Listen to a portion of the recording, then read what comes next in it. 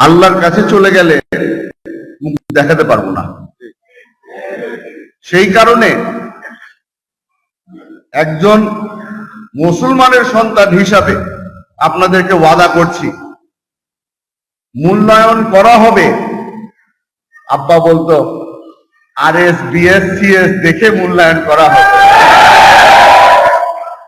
আমরা 17 বছর ধরে কে কোন এলাকায় আন্দোলন করেছে, কে কোন মামলা খেয়েছে, কার উপরে সবচেয়ে বেশি হামলা হয়েছে, এগুলি যাচাই বাছাই করেই মূল্যায়ন করা হবে। আপনাদেরকে আমি একটা জিনিস আজকে বলে যেতে চাই, এই নমিনেশন খেলা যখন শেষ হয়, যখন নমিনেশন দিয়ে দেওয়া হয়, আপনারা দেখবেন যে অনেক অনেক এলাকায় ক্যান্ডিডেটরা সেন্টার কমিটি করা শুরু করে দিয়েছে। আপনি যদি আজকে আমাকে জিজ্ঞেস করেন আমার সেন্টার কমিটির কাজ কতদূর এগিয়ে নিয়েছি আমি আপনাকে বলবো 0। আমি একা কোনো কমিটি দিতে চাই না। আমার কমিটি হবে আপনাদেরকে নিয়ে, কারণ এটা ইমাম কাদের চৌধুরীর কমিটি নয়, এটা তারেক রহমান সাহেবের কমিটি, এটা বাংলাদেশ জাতীয়তাবাদী দলের কমিটি। এটা আমি একা হকদার না, আপনারা সকলেই এটার হকদার। আপনারা যদি আজকে আমার চাচাদের কথা মেনে যদি আমার পক্ষে, এই দলের পক্ষে যদি কাজ না করেন, তাহলে আমি ধরে নিব যে এই ব্যক্তিরা বাংলাদেশ জাতীয়তাবাদী দলকে কোনো সময় ভালোবাসে। আমরা আজকে ব্যক্তির জন্য লড়াই করছি না, আমরা আজকে লড়াই করছি বেগম খালেদা জিয়ার সম্মানের জন্য। আমরা আজকে লড়াই করছি তারেক রহমানের সম্মানের জন্য।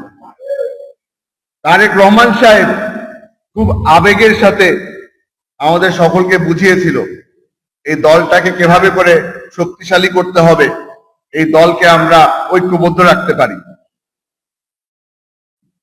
আমি ওনাকে ধন্যবাদ জানাতে চাই। আমাদের ভারপ্রাপ্ত চেয়ারম্যান সাহেব সেই দিন যদি এত আবেগের সাথে আমাদেরকে না বুঝাতো, হয়তো অনেকগুলি উপজেলায় বিএনপি আজকেও দুভাগে থেকে যেত।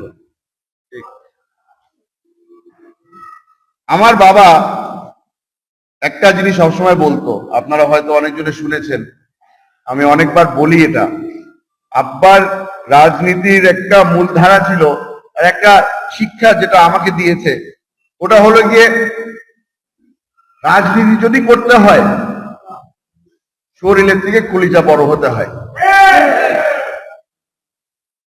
আমার এখনো হয়তো ওই সুযোগ হয়নি প্রমাণ করার, তবে অধ্যাপক কুতুবুদ্দিন পাহাড় আজকে প্রমাণ করে দিয়েছে তার শরীরের থেকে কলিজা অনেক। আজকে এই মঞ্চে উপস্থিত যারা যেই সম্মান আমাকে দেখিয়েছে, যেই ভালোবাসার সাথে আমাকে গ্রহণ করে নিয়েছে, আপনাদের সকলকে আমি বলে যেতে চাই, এই ঋণ সবসময় আমার মাথার উপরে থাকবে। আমি জানি এটা আমার তাদেরকে ঋণ ফিরিয়ে দেওয়ার সুযোগ হবে না।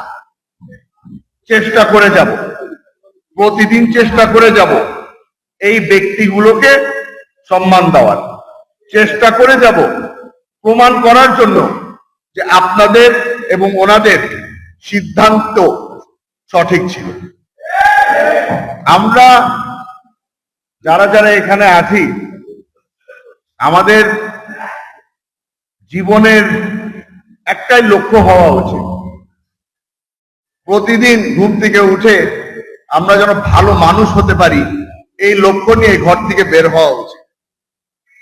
আমি আপনাদেরকে ওয়াদা করতে চাই, যতদিন জীবিত আছি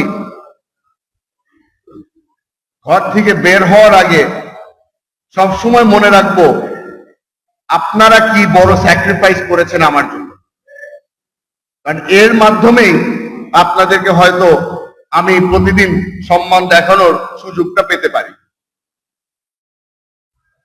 বক্তব্য লম্বা করব না, তবে আপনাদেরকে আমি আশ্বস্ত করতে চাই,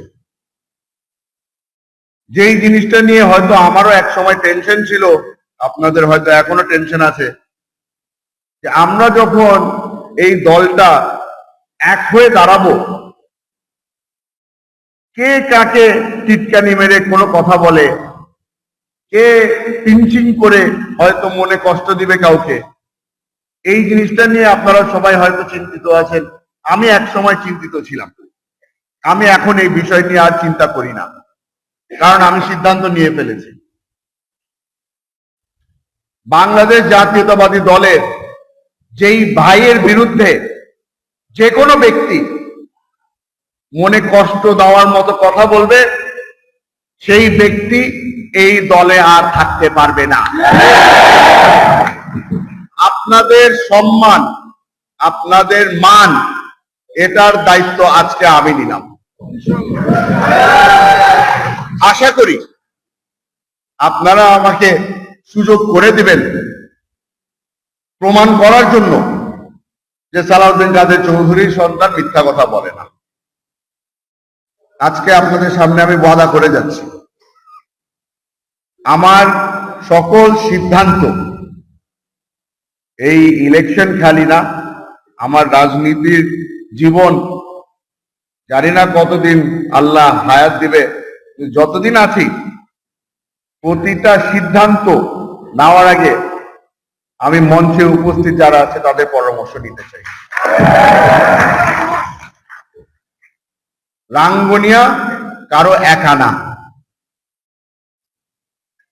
আমরা সকলে মিলে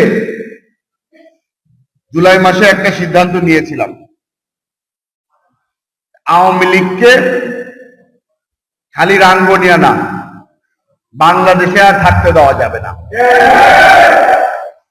সেই এক সিদ্ধান্তর কারণে, আমাদের ঐক্যবদ্ধ থাকার কারণে আমরা এই আন্দোলনে সফল হয়েছি।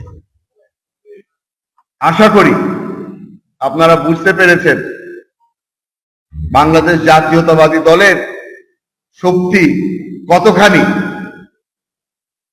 যদি আমরা এক ঐক্যবদ্ধ থাকি। আপনারা নিজেদের মতো করে, আমরা আমাদের মতো করে আন্দোলন করেছিলাম।